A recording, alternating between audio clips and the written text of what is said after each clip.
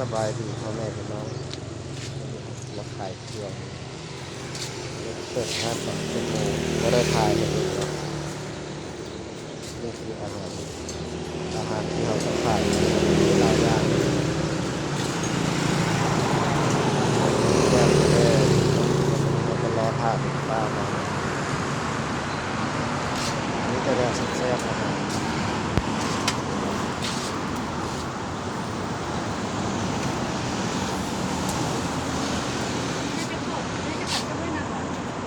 บ่ได้นับยังอยู่นี่นะ3 อันที่บ่ประมาณ10 อันนี้นะได้เนาะ ก็ขายไปแล้วเหรอยังบ่ได้ขายจักอันมันยังไม่ผมมันจะขายขนาดประมาณ2-3 อันนึงว่ะขายมันจะได้ว่าได้8 อัน10 อัน8 อันประมาณนั่นแหละ8อันสำรวจนี่เขาจะไปหุ้มเขาจะไปหุ้มอย่างสำรวจหุ้มให้เลยเขาจะหุ้มอย่างสุดเนาะ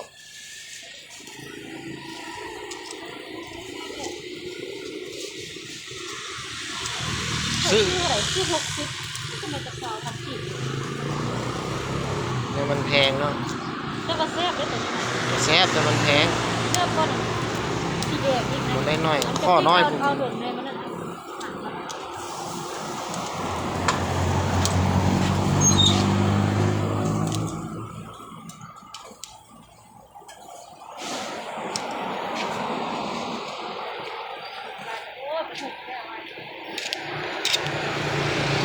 มันมัด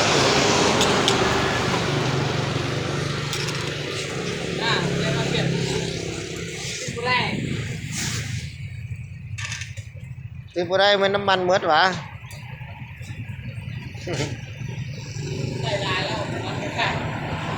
เห็นหัวเทียนไหมเห็นหัวเทียนไหม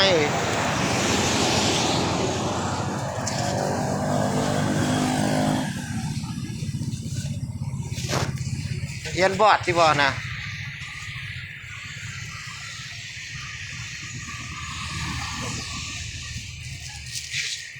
นี่ห้านเขาเนาะอันนี้เป็นห้านเขาแปลงรถน้ำขายเครื่องนำ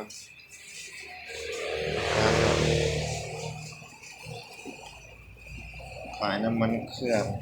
ขายยางรถ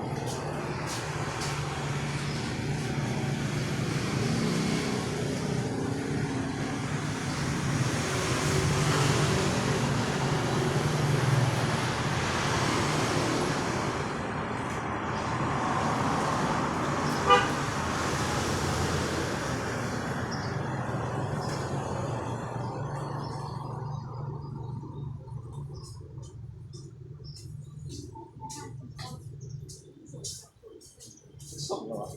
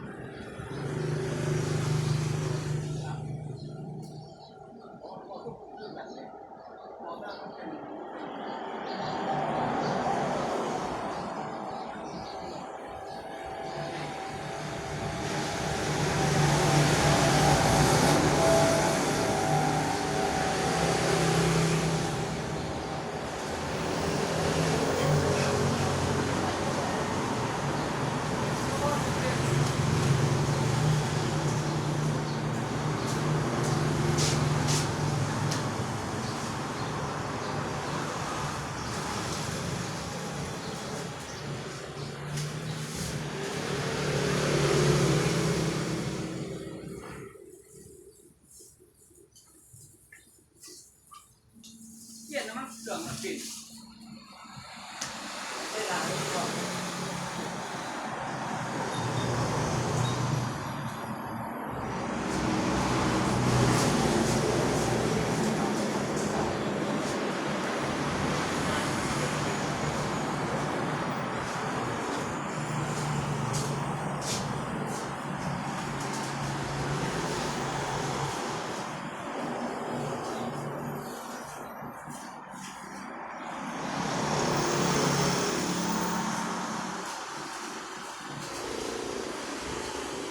โอ้ตายเจ้าขาเขาเนาะตายเขายังไม่ดีเลย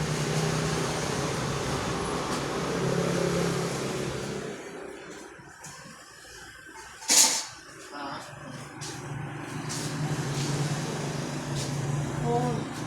ทุกอย่างที่เจ็บขา